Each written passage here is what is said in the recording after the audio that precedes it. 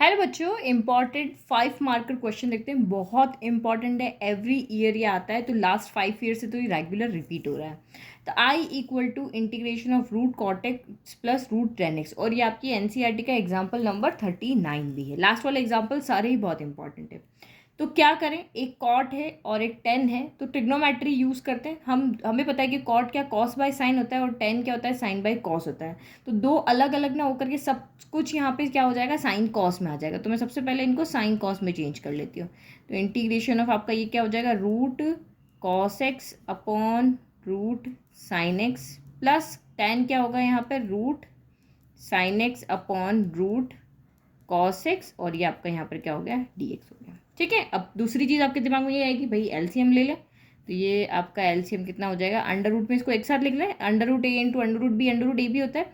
तो cos x sine x LCM लोगे तो यहाँ साइन है, ये नहीं, ये ऊपर जाके मल्टीप्लाई, तो दोनों मल्टीप्लाई होगा। Root cos x into root cos x क्या हो जाएगा, कॉस एक्स हो जाएगा।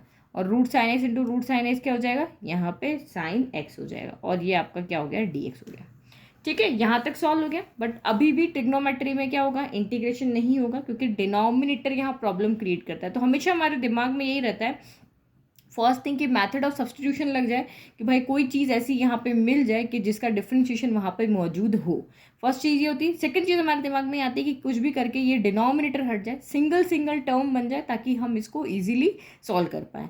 तो अब मुझे यहाँ पे मेरे दिमाग में आ रहा है कि मुझे ये रूट हटाना है। या तो यहाँ से ये रूट हट जाए, ताकि रूट हट जाएगा तो ये वाली टर्म हम इसके नीचे अलग इसके नीचे अलग करके सॉल्व कर देंगे।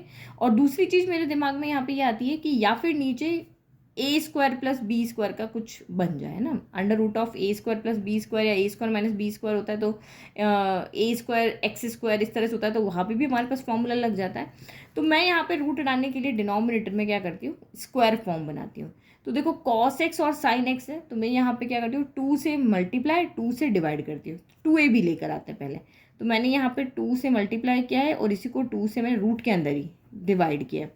तो आपका यहाँ पे क्या हो जाएगा, ये वाला रूट जो है, ये वाला रूट 2 जो है वो ये रूट 2 नीचे इस तरह से 1/√2 है। तो ये जब इधर आएगा ऊपर की तरफ जाएगा तो ये क्या हो जाएगा, √2/1 हो जाएगा। तो ये √2 यहाँ से कहाँ आ जाएगा, बाहर आ जाएगा। तो ये हो गया आपका आई इक्वल टू √2 हम बाहर ले लें, integration of cos x plus sine x, और नीचे 2 कॉस एक्स कितना हो गया, साइन एक्स हो गया। ठीक है। अब मैं यहाँ पे रूट हटाना है, तो ऑब्वियस है कि यहाँ a प्लस बी या का होल स्क्वायर या फिर a माइनस बी का होल स्क्वायर आ जाए। तो a प्लस बी का होल स्क्वायर या माइनस बी में देखो तो a square plus B square, plus में प्लस आएगा, माइनस में आएगा माइनस, 2a भी होगा। तो 2a भी तो मेरे पास है, मुझे सिर्फ चाहिए a square plus B square चाहिए। तो आपको पता है कि 1 का मतलब क्या होता है, साइन स्क्वायर थीटा या x plus cos square x होता है। तो अगर मैं यहाँ पे एक प्लस का 1 कर दूँ और माइनस का 1 कर दूँ, तो मेरे पास sine square x plus cos square x हो जाएगा, और ये 2a भी हो जाएगा। तो ये मेरे पास में या तो ये वाला या ये वाला फॉर्मूला यहाँ पे बन जाएगा। तो मैं वही काम करती हूँ, बस मेरे दिमाग में है कि मुझे रूट हटाना है, नीचे होल स्क्वायर बनाना है। तो ये मेरा √2 हो गया, integration of cos x plus sine x हो गया। मैंने यहीं पर क्या कर दिया, +1 किया, -1 किया दिया। ठीक है। तो मैं यहाँ पे क्या करती हूँ कि ये प्लस का 1 है ना, इसको लिख लेते हैं यहाँ पर। फिर मैं माइनस कॉमन ले लेती हूँ, तो ये अंदर जाके 1 प्लस का हो जाएगा, और ये माइनस का 2 कॉस एक्स साइन एक्स हो जाएगा। ठीक है, इजी। तो ये मैंने क्यों किया, क्योंकि आगे मुझे प्लस की टर्म रखनी थी। अगर मैं यहाँ पे इसको ले लेती तो ये वाला टर्म यहाँ पे क्या हो जाता, पॉजिटिव रहता। ठीक है, और ये -1 आ गया था। तो मैंने यहाँ पे क्या किया, +1 को आगे ले लिया, और जो a स्क्वायर बी स्क्वायर वाली टर्म है वो कभी भी नेगेटिव नहीं होती, ये भी पॉजिटिव होता है, ये भी पॉजिटिव होता है। तो इसीलिए मैंने यहाँ पे इस प्लस को आगे लिख लिया, और ये -1 मैंने इसके साथ लिखा। तो -1 लिखेंगे तो ऑब्वियसली माइनस तो होना नहीं चाहिए, माइनस कॉमन लेकर के इस तरह से कर दिया। तो अब एक्चुअल में इस 1 की जगह पे मैं देखूँ तो कितना है, sign square x plus cos square x है, -2ab 2 sine x cos x है। तो ये आपका मिलके क्या बन जाएगा, sign x minus cos x लिख लो, या चाहे cos x minus sine x का होल स्क्वायर लिख लो।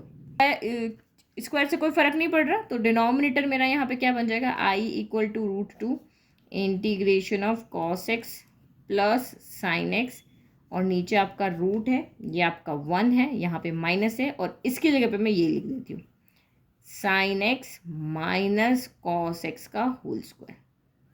इस 1 के साथ में भी स्क्वायर लगा सकते हैं और ये आपका क्या हो गया dx हो गया।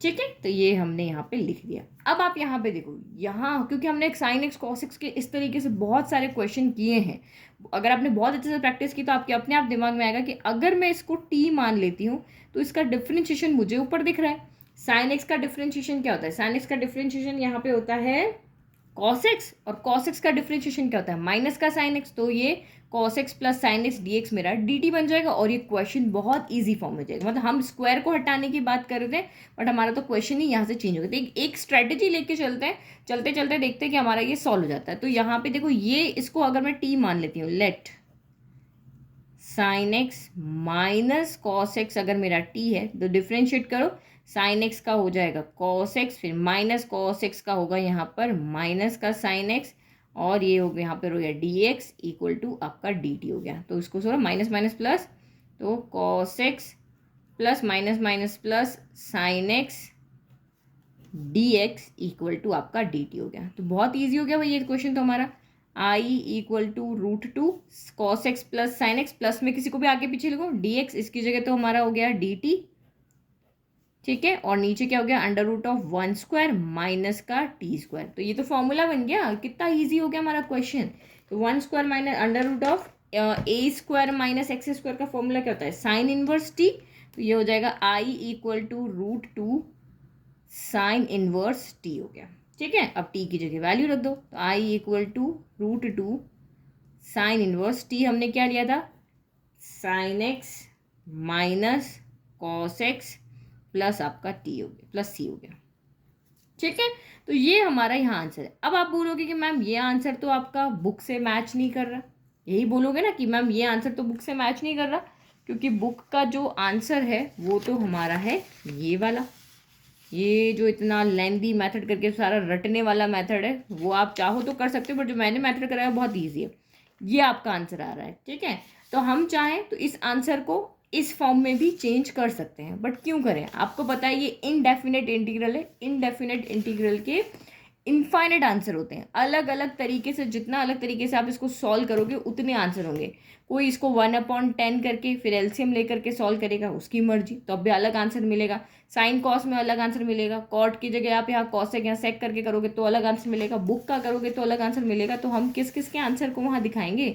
एग्जामिनर थोड़ी ना बोल रहा है कि आप मुझे बुक का आंसर ही निकाल करके दो, क्योंकि एग्जामिनर को पता है कि इनडेफिनेट इंटीग्रल है, जितने मेथड से आप इसको सॉल्व करोगे उतने तरीके के आंसर आपको यहाँ पे बन सकते हैं। तो वो इंटेलिजेंट है, बट आपका क्या रहता है कि नहीं, हमको तो जो बुक का आंसर है वही देना है। तो ऐसा एग्जामिनर कभी भी नहीं बोलता है कि बुक का आंसर ही दो, आपको बस इसको वैलिड इंटीग्रेट करके दिखाना है। तो हमने बहुत अच्छे मेथड से इसको इंटीग्रेट करके दिखाया है, कहीं पर भी कुछ भी गलत नहीं है।